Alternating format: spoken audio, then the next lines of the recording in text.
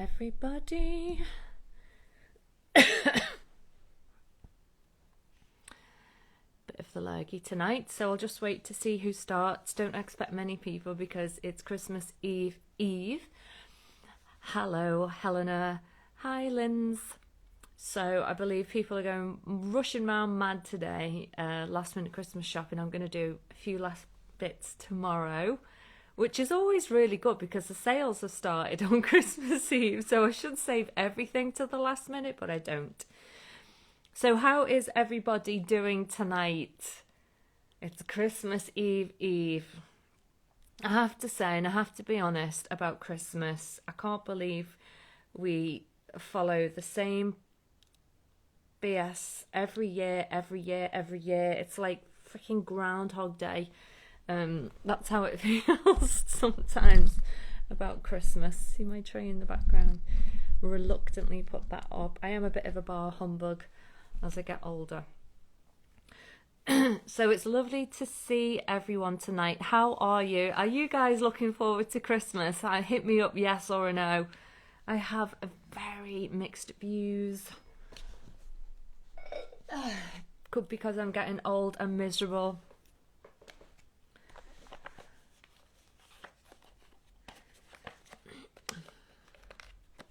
Highlands.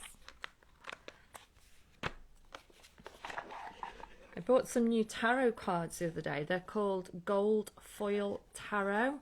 Lynn says, yes, I'm so over it. Oh, yeah, me too. They're absolutely stunning. They're a bit slippy because of what they're made from, but look how stunning they are. They're absolutely beautiful.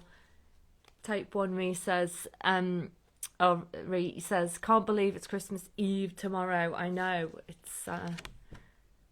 Look at these cards, they're absolutely stunning. So maybe I'll use these tonight. I've not had a chance to use them very much. So tonight we are on our last Monday live.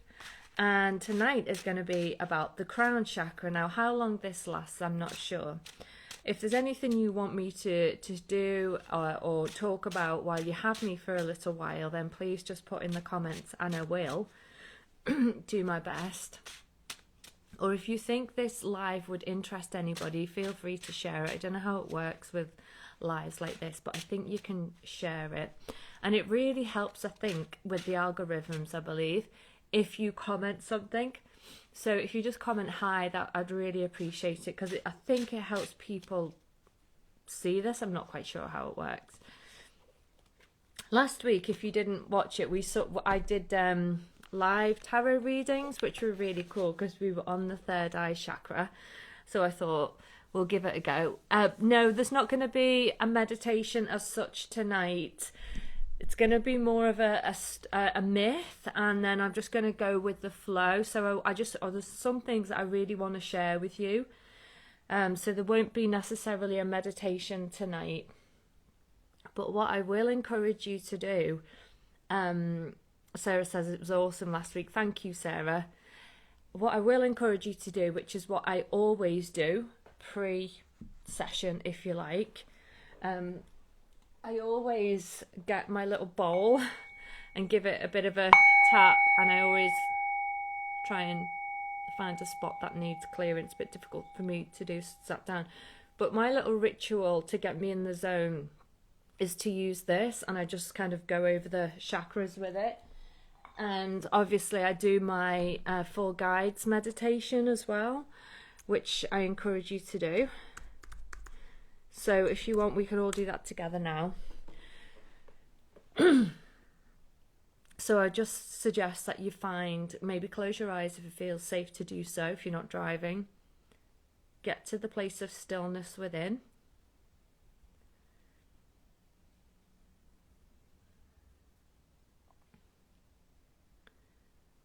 Focusing on the heart center and the breath.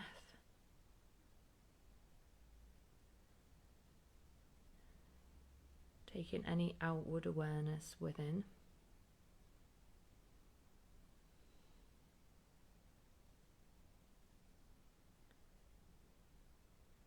Just notice that your frequency starts to change as you focus on your breath.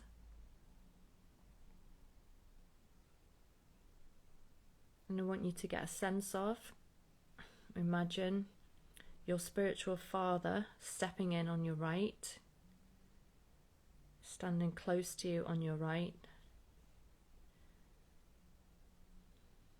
Maybe he places a hand on your shoulder, and just notice how his energy looks today. Has your spiritual father changed shape? Has he shape shifted? Is there anything different about your spiritual father tonight?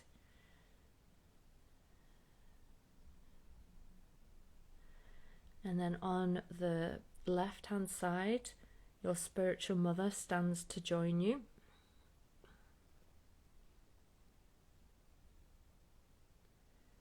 She places a gentle, loving, strong arm on your left shoulder, and you notice how her energy feels, how she looks. Anything changed?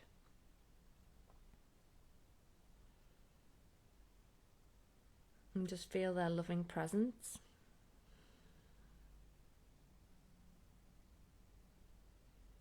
Remembering to breathe.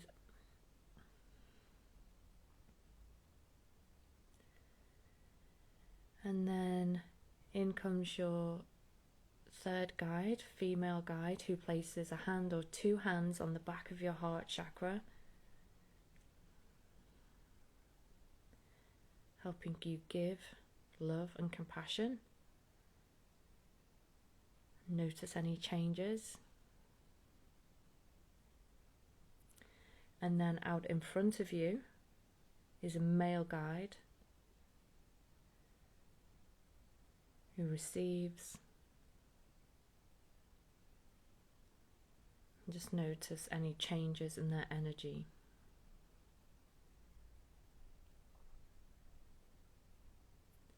And just imagine you're in the middle of a beautiful column of white spiritual light of the highest divine order.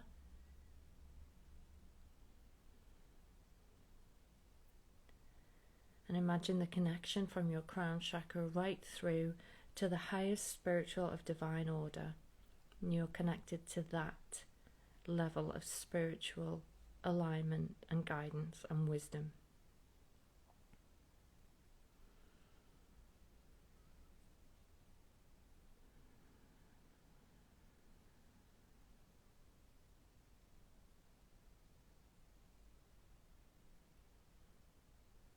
And then when you feel ready, you can just gently open your eyes, coming back to conscious awareness, feeling the vibration still of the masculine and the feminine.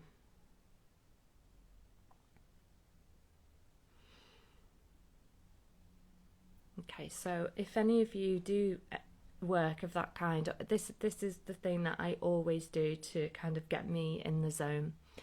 But tonight, as we talk about the final chakra, the crown chakra, which is at the top of the head, which is said to connect us to divine source energy, I also want to talk about a myth, a story of Inanna and the descent of Inanna.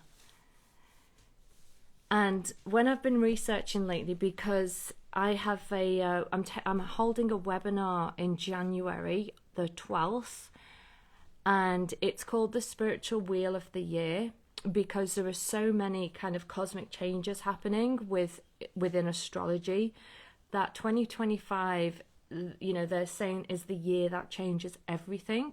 And that's because everything in astrology is changing.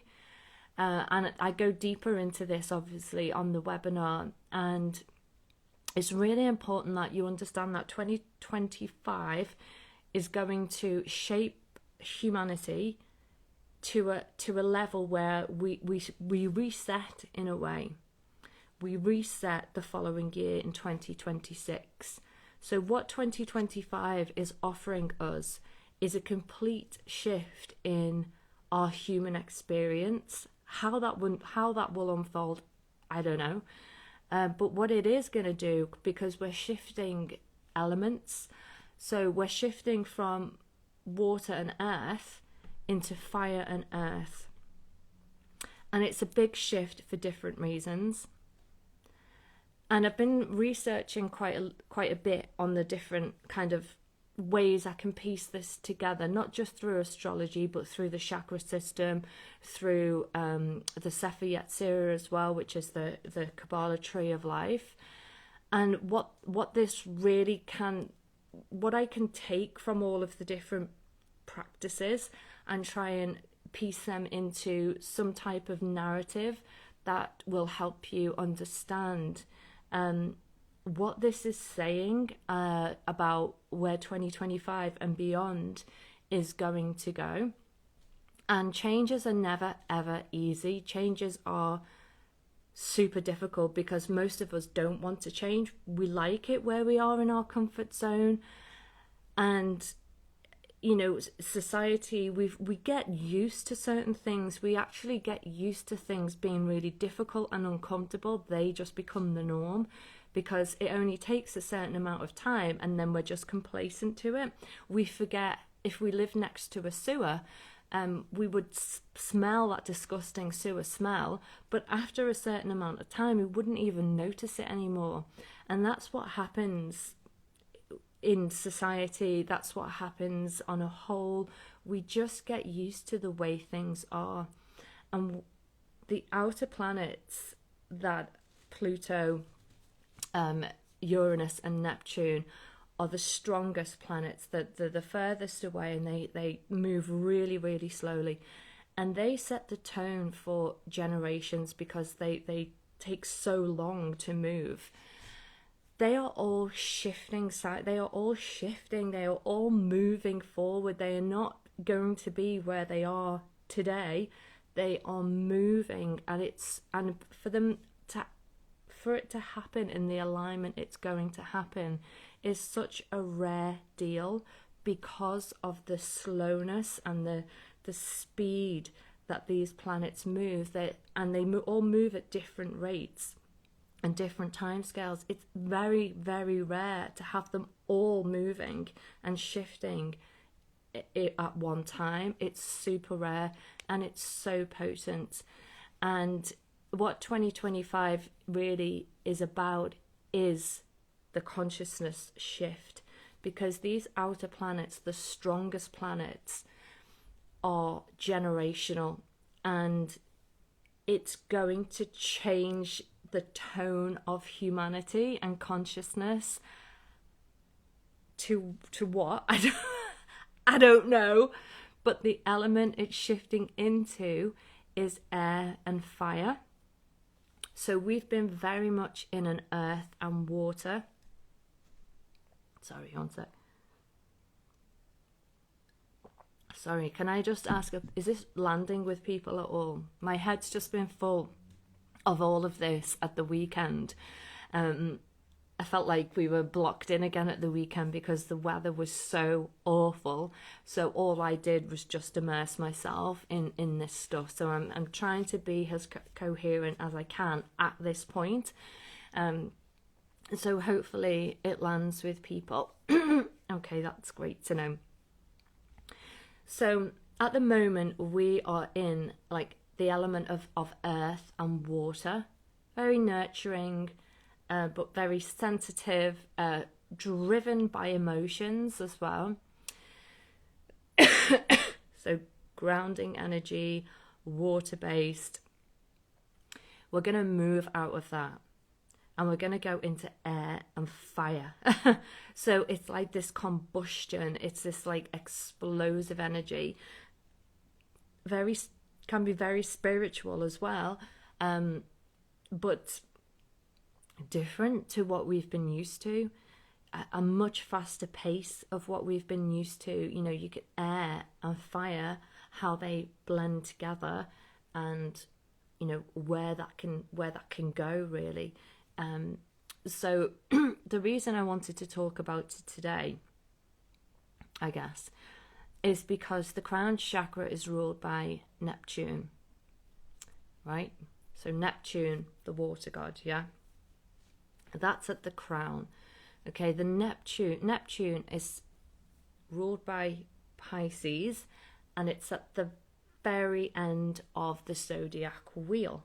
So it's like rules the Pisces before we go into Aries, which is a brand new start, a brand new beginning, assertive. It's, you know, it's really kind of marks the year, if you like. It starts the year. So Aries is the fire, initiative. Pisces is the water in the 12th house, which is said to be like the unseen, the hidden. I feel it's like the embryonic stage. It's, you know, where a woman is pregnant, you know, we can't see the baby, but the baby is growing inside the womb. It's becoming its own life and consciousness, and then it's born. It's like born through Aries, if you like. So Neptune is the ruler of the crown, our spiritual center. It's where we get our divine guidance and connection to divine consciousness and divine wisdom. And it's ruled by Pisces, ruled by water. And on the tree of life, so the tree of life, oh God, I don't know if I'm going to explain this very well.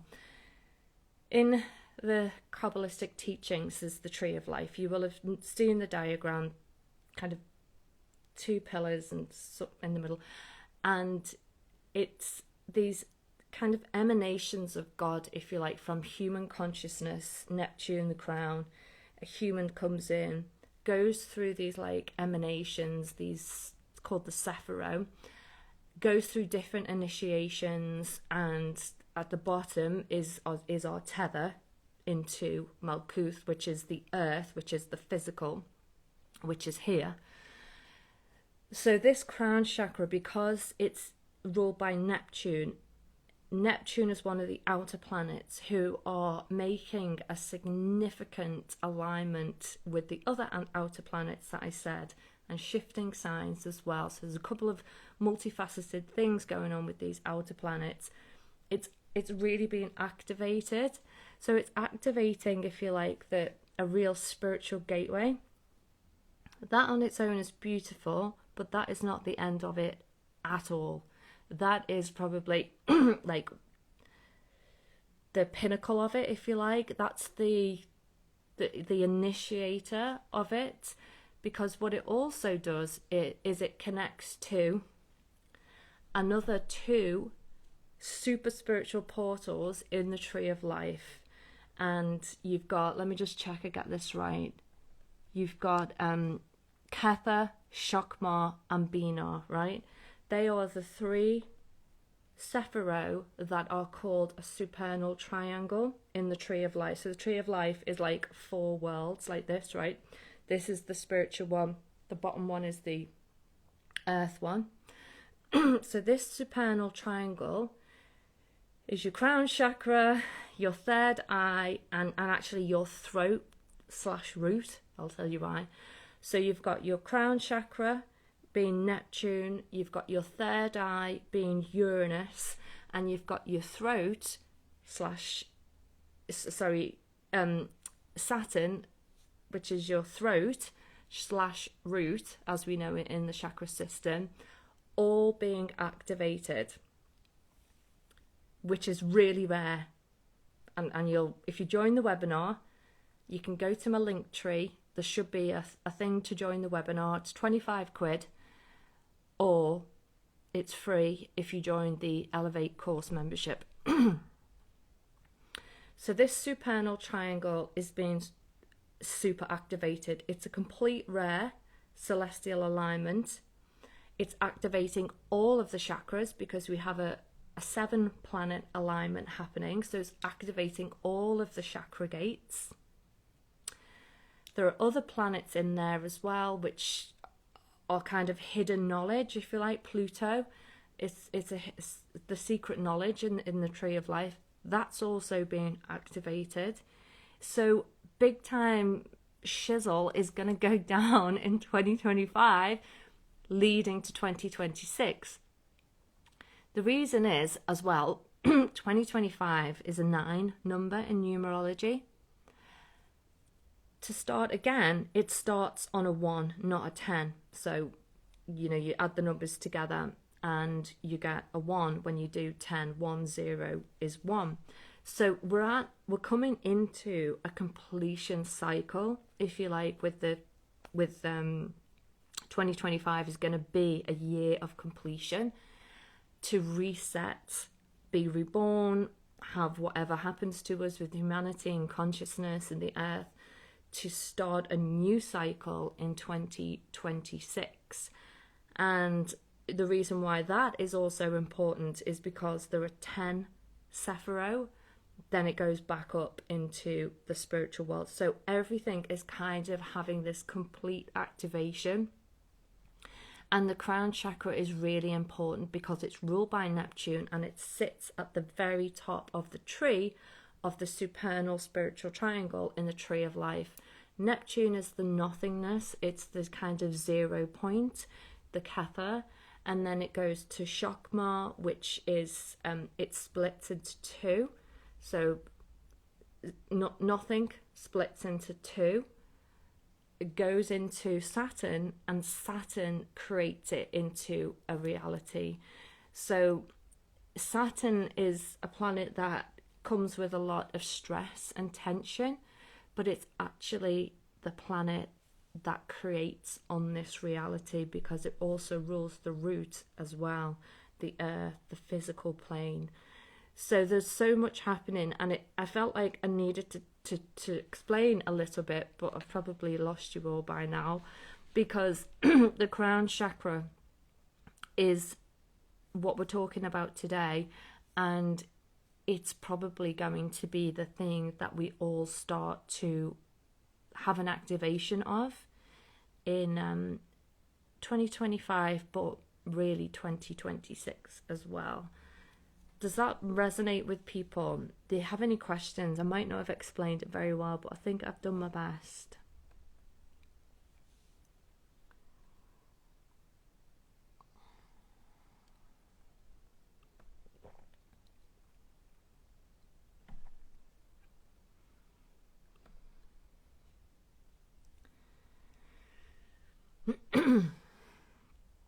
On the tree of life as well, because obviously I like the tarot.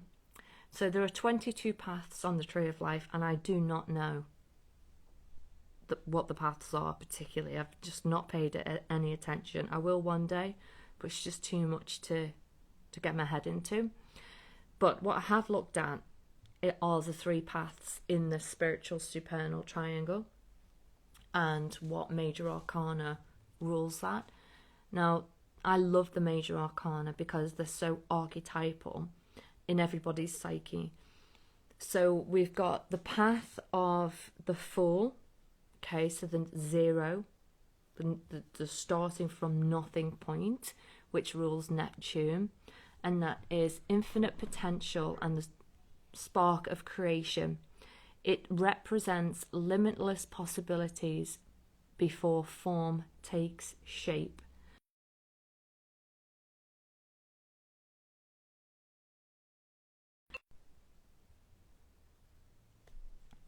That was my son. What does he want? He's going to call me back.